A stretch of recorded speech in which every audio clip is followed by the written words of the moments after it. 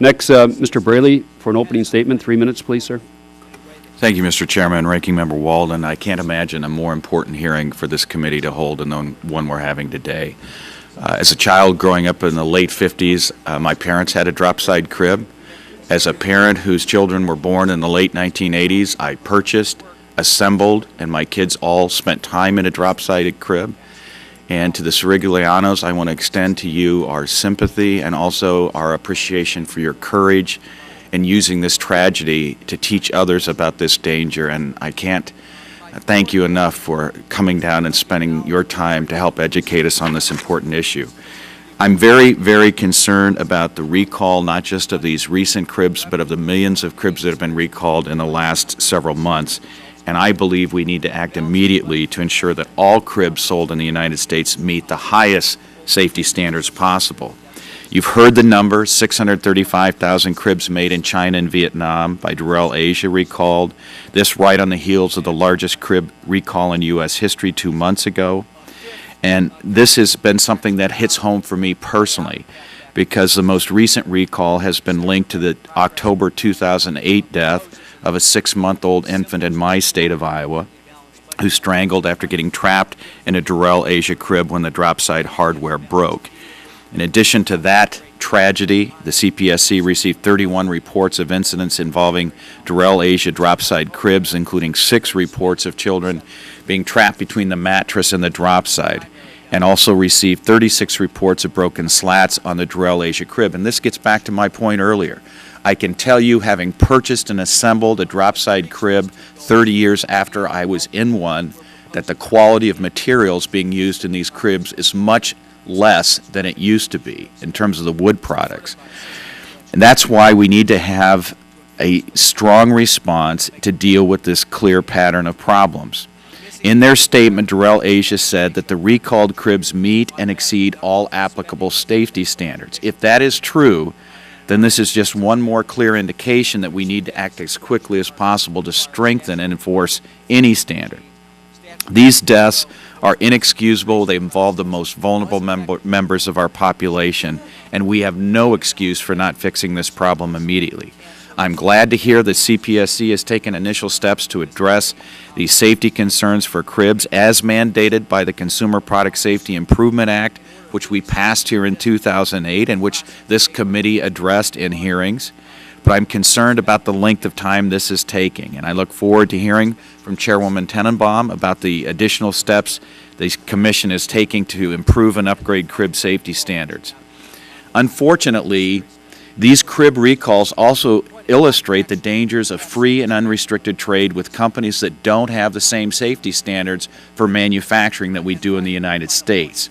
To ensure the safety of American families, we need to ensure that the countries we import products from are on a level playing field with those that are manufactured here in this country regarding product safety regulations. That's why, as chairman of the Populist Caucus, I'm working to make sure that future trade agreements include strong product safety standards and that products imported into the United States meet or exceed U.S. health and safety standards. And I believe that the enactment of those provisions contained in the Trade Act would go a long way toward ensuring the safety of imported products, including cribs. So I want to thank you, Chairman Stupak, for holding this timely and important hearing. I look forward to the testimony of all of our witnesses, and I hope that this hearing will be an important step forward toward the prompt implementation and strong enforcement of the highest crib safety standards possible. And I yield back. Thank you, Mr. Braley. Mr. Braley, for questions, please. Mr. Sirigliano, I want to follow up on that point you just made, because my recollection of the crib that was in our family for years was exactly as you described. The quality of the wood itself, you could have probably run a tank into it and it wouldn't have collapsed.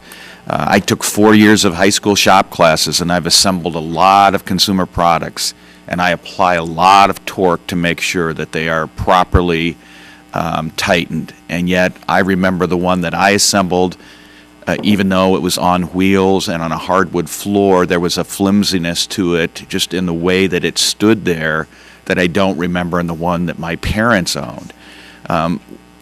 As a parent, Can you just share with us where Bobby was in the number of children you had? Was this the first child you had this crib for, the second, the third?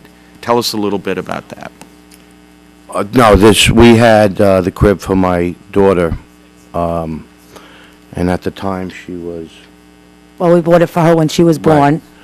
And when my son started using it, I guess it was 3 years later, and we never took the crib apart.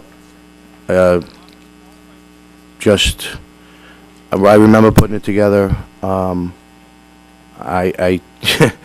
You know, you try and tighten everything down as tight as you can. And, you know, when you go and buy a crib, they got all these safety labels on it. Maybe you have a false sense of security. And at that point, we never realized that there were all these problems with these cribs. It just wasn't out there. If it was, we would have never bought one. And I think that's a very important piece here. And Congress's voice is going to be huge in this. Getting the word out to everybody that has these cribs. They could be in the garage, up in the attic, and they go to bring it back out for a newborn in the family. They need to throw those out. They're no good. And I think the voice of Congress is going to be huge in this. Mrs. Origliano, I want to talk to you about the safety certification on cribs in the marketplace, because a lot of parents, a lot of young parents are constantly trying to educate themselves about product safety. They want to buy products that are going to take care of their children. We've seen information in preparation for this hearing that the thing that makes a crib unique, it is one of the few devices that an infant uses where you expect that child to be safe absent the constant attention of a parent. That's the whole underlying premise for having a crib, so that you can go to sleep yourself at night with the confidence that child is going to wake up healthy and alive in the morning. Right.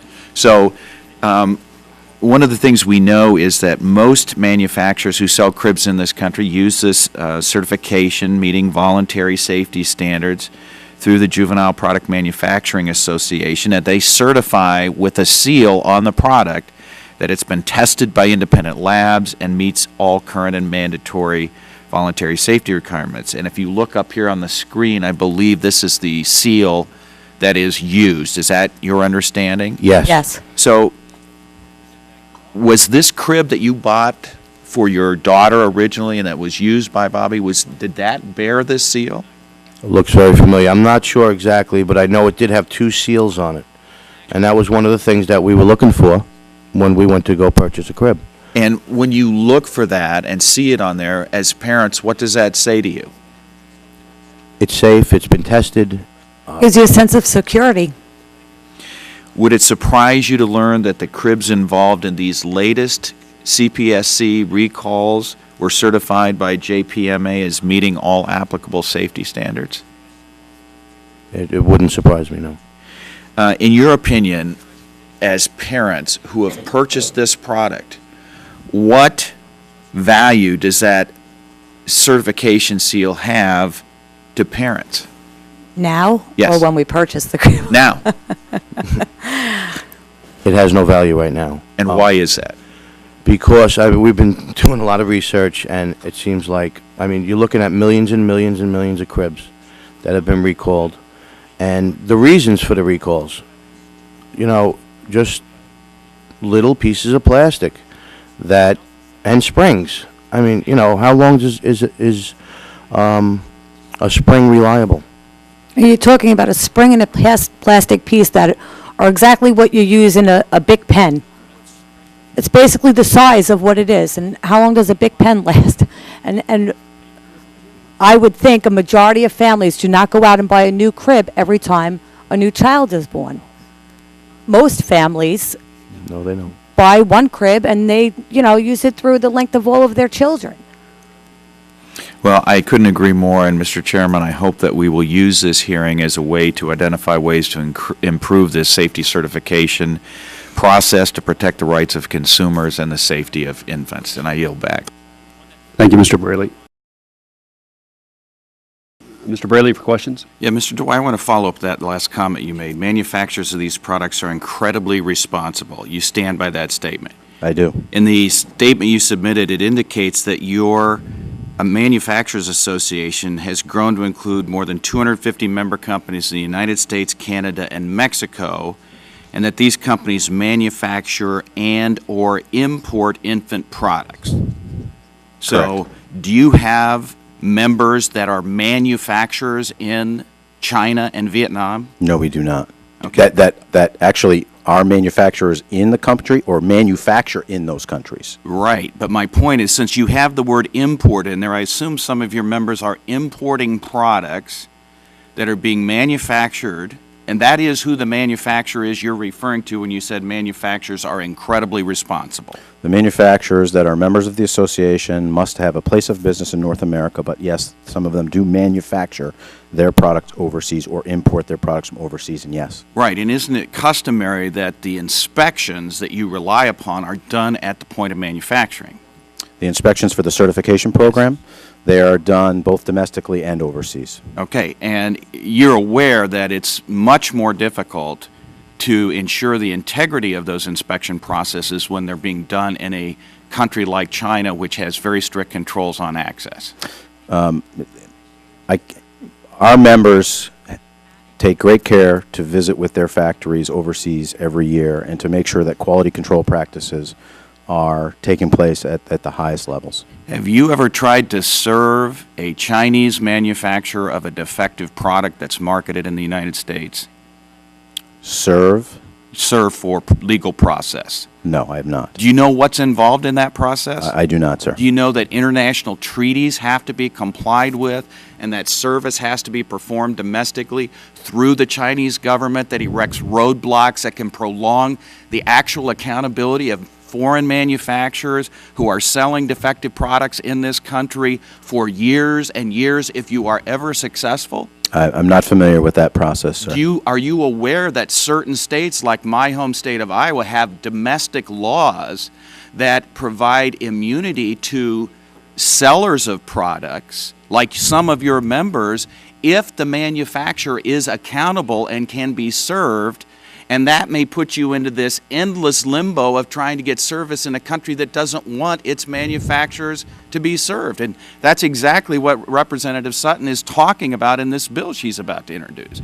Are you familiar with that problem from your work with these many people selling products that affect infants' lives and safety in this country? No, sir, but our program is built with safety in mind, and we have testing. We have multiple testing. We had multiple testing before the Consumer Product Safety Improvement Act was even implemented.